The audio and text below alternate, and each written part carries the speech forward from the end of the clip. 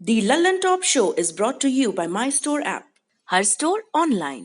Cooker की अगली सीटी से पहले ना ये ढाबा ऑनलाइन कर देना है।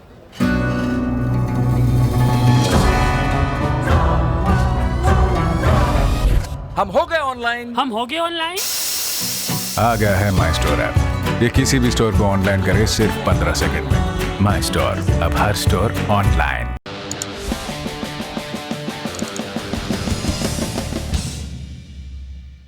पहली सुर्खी कर्नाटक से है। 21 जनवरी को रात 10 बजे के करीब शिमोगा जिले में एक विस्फोट हुआ जिसमें 8 लोगों की मौत हो गई। समाचार एजेंसी पीटीआई ने एक पुलिसकर्मी के हवाले से बताया, धमाका ट्रक में हुआ जिसमें जिलेटिन की छड़ें थी।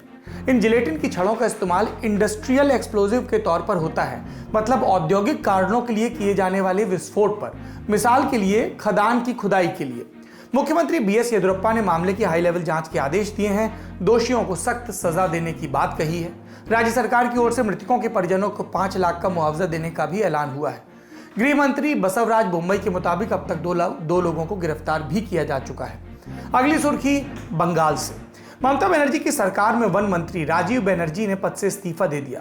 वो पिछली कई कैबिनेट मीटिंग में शामिल नहीं हो रहे थे और तब से ही उनके इस्तीफे का अंदाजा लग रहा था।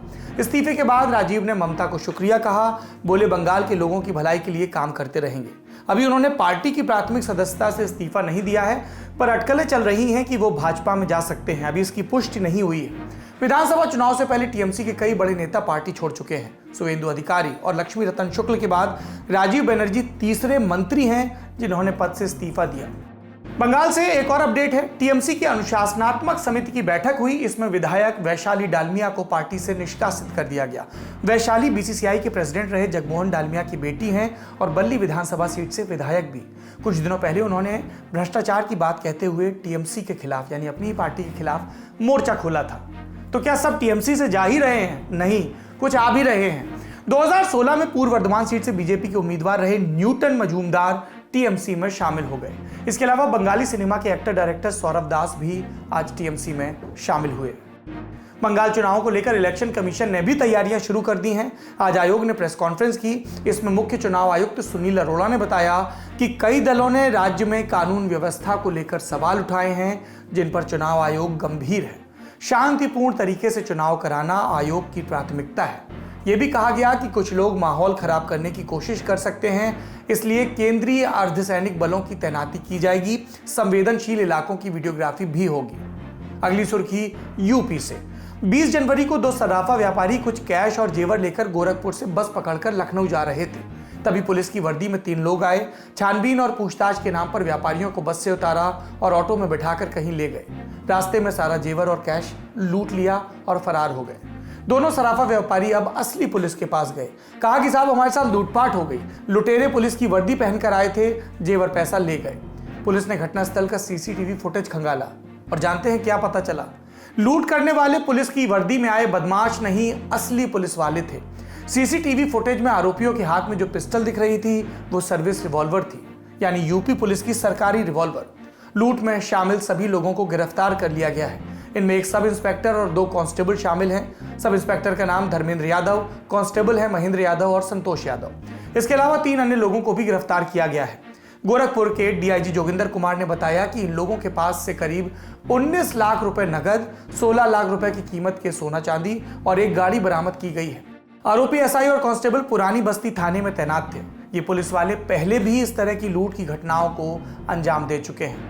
इस तरह की घटनाएं न सिर्फ लोगों और पुलिस के बीच अविश्वास की खाई पैदा करती हैं, बल्कि पुलिस की छवि भी खराब करती हैं। यूपी पुलिस का मोटो है, सुरक्षा आपकी, संकल्प हमारा। लेकिन सुरक्षा का संकल्प लेने वाले ही डाका डालें तो लोगों के पास विकल्प क्या बचेगा? अगली सुर्खी भजन गायक नरेंद्र चंचल के निधन की है। आज दोपहर 80 साल के नरेंद्र ने दिल्ली स्थित अपने घर में अंतिम सांस ली। लंबे समय से बीमार थे। फिल्म अवतार में उनका गाया भजन चलो बुलावा आया है, माता ने बुलाया है बहुत मशहूर हुआ। आज भी उतना ही लोकप्रिय है। नवरात्र के मौकों पर लूप पर सुना जाता है। यानी नरेंद्र चंचल हमारी स्मृतियों का और हमारे वर्तमान का हिस्सा रहे हैं। लल्लन टॉप परिवार उनको श्रद्धांजलि अर्पित करता है। आखिरी सुर्खी कांग्रेस से जुड़ी है। पार्टी की CWC यानी कि वर्किंग कमेटी की आज ऑनलाइन बैठक हुई और जिसमें यह तय हुआ कि हम अपने अध्यक्ष का चुनाव मई के बाद करेंगे। मई से पहले 5 राज्यों में विधानसभा के चुनाव हैं। उम्मीद है कि इसके बाद शायद कांग्रेस को अपना नया और पूर्णकालिक अध्यक्ष मिल जाए। कांग्रेस वर्किंग कमेटी की बैठक में कई प्रस्ताव भी पारित हुए। पार्टी ने किसान आंदोलन के समर्थन में जो कृषि कानून बने हैं उनके खिलाफ प्रस्ताव पारित किया, यानी इनको वापस लेने की मांग की। कोरोना वैक्सीन को लेकर वैज्ञानिकों, डॉक्टरों को धन्यवाद दिया, टीका लगवाने की अपील की। इसके अलावा बैठक में अर्णव गोस्वामी नाम के टीवी एंकर की व्हाट्सएप चैट लीक करने के मामले की जो ज्वाइंट पार्लियामेंट्री है, इसकी जांच का प्रस्ताव पारित किया कि अर्णव गोस्वामी कथित रूप से उस व्हाट्सएप चैट में जो बातें कर रहे हैं, जो दावे कर रहे हैं, उनकी सत्यता जांचे और ये संसद की बनाई कमेटी जांचे।